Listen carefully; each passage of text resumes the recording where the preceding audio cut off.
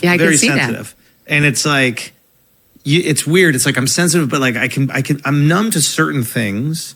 Not numb, but like they don't really affect me, like criticism and going through all these like random internet shit that I go through. Yep. But I am very sensitive to the people I really care about. Mm-hmm. So like reactivity within like my family. So I guess, maybe Megyn Kelly's trying to shoot her shot with young Andrew Schulz.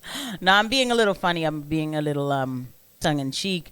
But Andrew Schulz did step into the Megyn Kelly show to discuss, what's going on as far as with Trump and why the Democrats lost. I mean, this is really still a conversation because you know what? Even if, look, when I talk to you guys, I'm sorry, I'm being full transparent. I don't all the way believe in voting. Okay. But for the most part, perception is reality. And the people have accepted the fact that Trump won a mandate, no matter how much people on, The View will tell you, like, he didn't win a mandate. No, but the people have accepted it. Nobody's asking the question like, but how did Trump win? It is obvious that people really believe. They take it in. They're like, he won, and they're not fighting it. Okay? Except for these weirdo pundits on leftist media. So Andrew Schulz, though, is going to talk about this. And let's go ahead and get into it. Your friend group. And then I'm also sensitive to like kind of like cultural trends. I can like feel like frustration pretty early. Like, what do you mean? Do you feel one now? No, not even like what do I think for people, for example? Like what do I think people really care about? Mm-hmm. Like I think that the Democrats, for example, like they could win the next election if they just make it a class issue. Mm-hmm. Like it's that simple. And they got to just be, they're so risk averse. And they need to be a little bit more brave. Americans, we have very high risk tolerance or low risk. What's the one I'm trying to say? We have high risk. Like everybody in our family's history, like the craziest people in the world came here. Yep. Like they lived in another country, left their entire family for maybe it working out, and then came over here. Right. So we're built crazy. So we like people that take risks and we like bravery. And despite your politics, we react to those type of people. And like, I think this is part of the reason why Bernie was so successful is that he's out here. You know what? That is an amazing, I got to hand it to Andrew Schulz. By the way, guys, please don't forget to hit the like and subscribe button and a notification bell. I really do have to hand it to Andrew Schulz because he just really hit a nail that I've never thought of myself. I've not. And actually being, a child of immigrants, who are citizens and were citizens for quite some time before I was born. But still, let's keep it real. Like I speak a different language, the whole bit. You got to be pretty crazy too. And this was not, obviously they came here legally in a time when people were coming here and it wasn't, all of this confusion. They weren't getting free things. They were coming here, didn't speak the language, and then, really trying to immerse themselves into Americanizing themselves. Yes, I know my family did, because they wanted their children to have the American dream. They wanted their children to be American, right?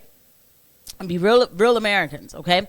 And now, honestly, obviously, I'm speaking as a first generation, but you have heritage Americans, yes, who have been here for a long time, but the fact is, they still come from a stock of people who were brave enough to say, we're going to go to the New World, or, we're going to do something like that. And that's actually pretty dope, if you think about it. I like the way how you said it. I'm not a mass immigration girl. We already know that. But that thought, in a type of framed way where it's, it's not out of bounds, where we have millions of people coming in 1 year, like that's insane. That's actually pretty dope thought. Yeah. You're like calling out the billionaire class, calling out these corporations. And even like people who were Republicans, like working class Republicans were like, yo, who the fuck is that? I kind of like this guy. Like it feels like he's kind of riding for me. That's who Joe Rogan was for 4 years ago. All of us loved him. And despite 10, whatever. Yeah, it was a while. Yeah. But I feel like that's kind of what the Democratic Party is missing is just, I need a disruptive guy or girl who's willing to come out and say eggs are $1. Like, what's your build a wall? Yeah, right. You need eggs or $1. Yep. And then you could, subsidize it, whatever it is. But like, you need to smack into people emotionally. Do you feel like this is the answer? Because this is the latest messaging from the Dems on social media today, SOT 13. Okay. Choose your fighter video montage. Oh, God. Oh, yes. Look at this one. Yeah. Look at her. Let's just take the song off because like it's already bad enough that I have to go and fix this whole thing now. But like, yeah, so this is Choose Your Fighter. Oh, that is so, oh my gosh. So, okay, all right. It's really cringy.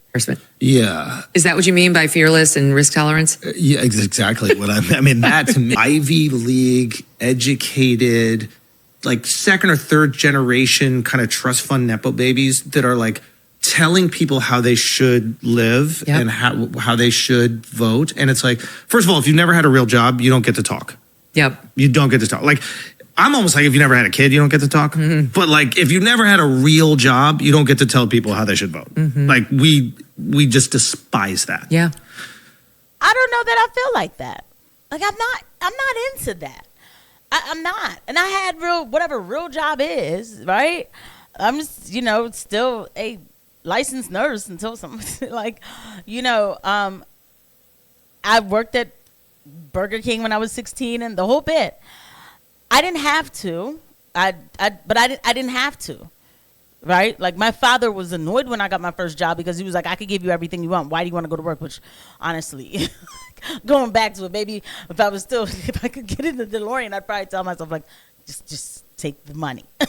Don't even, no. Anyway, so I'm